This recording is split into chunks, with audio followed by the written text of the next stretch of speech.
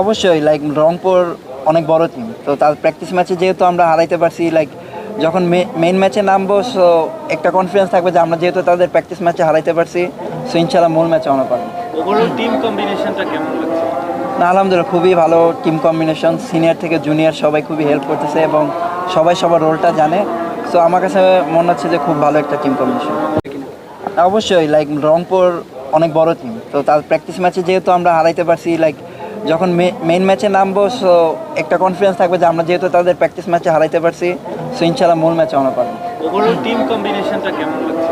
না, আলহামদুলিল্লাহ খুবই ভালো টিম কম্বিনেশন, সিনিয়র থেকে জুনিয়র সবাই খুবই হেল্প করতেছে এবং সবাই সবার রোলটা জানে।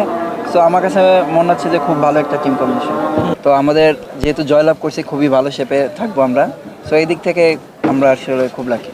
অকশনের পরে বোঝাপড়ার একটা ব্যাপার আছে, ওইটা থেকে কি অন্যদের থেকে আপনার একটু আগে থাকা?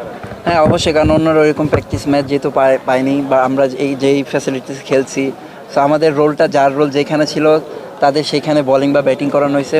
তো ওভারঅল মিলিয়ে আমাদের আর কি একটা ক্লিয়ার প্ল্যান থাকলো যে আমরা আমি শেপটা বোঝাইতে চাচ্ছি হচ্ছে যে ভালো একটা টুর্নামেন্ট খেলে আসছেন, তারপরে এখানে একটা প্র্যাকটিস ম্যাচ খেললেন ভালো, মানে ওভারঅল নিজের পার্সোনাল গোলটা কী থাকবে আর কি এই বিপিএলে, যেহেতু আপনার জন্য ইম্পর্টেন্ট একটা পাস আপনার ক্যারিয়ারে।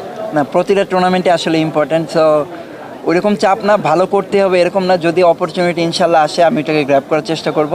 যেহেতু ভালো শেপে আছে, একটা টুর্নামেন্ট ভালো গেছে, সো চেষ্টা করবো ওইটারই ধারাবাহিকতা রাখতে। মানে আলাদাভাবে কোনো কাজ করেছেন কিনা বা কি করেছেন? এইচপিতে একটু রান আপ নিয়ে কাজ করা হয়েছে, আর যে কোচ ছিল তারেক আজিজ ভাই আর করি কলিমর, তো তাদের সাথে একটু পেস বাড়ানো নিয়েও কাজ হয়েছে। সো আমার কাছে মনে হয়েছে যে আগের থেকে ফিটনেসটা আরও ভালো হয়েছে। সো আমার যে কাজটা ছিল ওনারা খুবই আমাকে হেল্প করছে, তো এই কারণে আমার কাছে মনে হয় একটু চেঞ্জ আসছে। রান আপ নিয়ে কাজ করা হয়েছে, আর যে কোচ ছিল তারেক আজিজ ভাই আর করি কলিমর, তো তাদের সাথে একটু পেস বাড়ানো নিয়েও কাজ হয়েছে।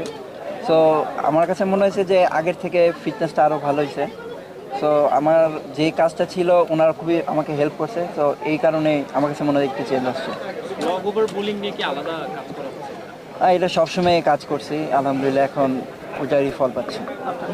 লাস্ট দুইটা বিপিএল আপনি খেলেছেন, কিন্তু এইবারের বিপিএলটা আপনার জন্য একটু আলাদা, কারণ আপনি রাইজিং স্টারসে পারফর্ম করে এসেছেন। একটু কি চাপ মনে হচ্ছে, নাকি এটাকেই আপনি রেসপন্সিবিলিটিস হিসেবে নিচ্ছেন? না, চাপ মনে হচ্ছে না, এটাকে এনজয় ভাবে নিচ্ছি, কারণ টিম ম্যানেজমেন্ট যখন আমাকে নিছে, আমার প্রতি তারা একটা আশা রেখে নিছে।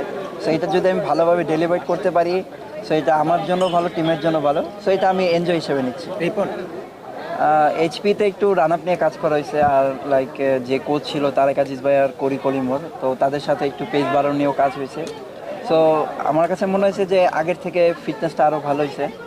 সো আমার যে কাজটা ছিল ওনারা খুবই আমাকে হেল্প করছে, তো এই কারণে আমার কাছে মনে হয় একটু চেঞ্জ আসছে। লং ওভার বোলিং নিয়ে কি আলাদা কাজ করা হচ্ছে? এটা সবসময় কাজ করছি, আলহামদুলিল্লাহ এখন ওইটারই ফল পাচ্ছি। লাস্ট দুইটা বিপিএল আপনি খেলেছেন, কিন্তু এইবারের বিপিএলটা আপনার জন্য একটু আলাদা, কারণ আপনি রাইজিং স্টারসে পারফর্ম করে এসেছেন। একটু কি চাপ মনে হচ্ছে, নাকি এটাকেই আপনি রেসপন্সিবিলিটিস হিসেবে নিচ্ছেন? না, চাপ মনে হচ্ছে না, এটাকে এনজয় ভাবে নিচ্ছি, কারণ টিম ম্যানেজমেন্ট যখন আমাকে নিছে, আমার প্রতি তারা একটা আশা রেখে নিছে। সো এটা যদি আমি ভালোভাবে ডেলিভার করতে পারি, সো এটা আমার জন্য ভালো, টিমের জন্য ভালো। সো এটা আমি এনজয় হিসেবে নিচ্ছি। রিপন, আপনি নিজে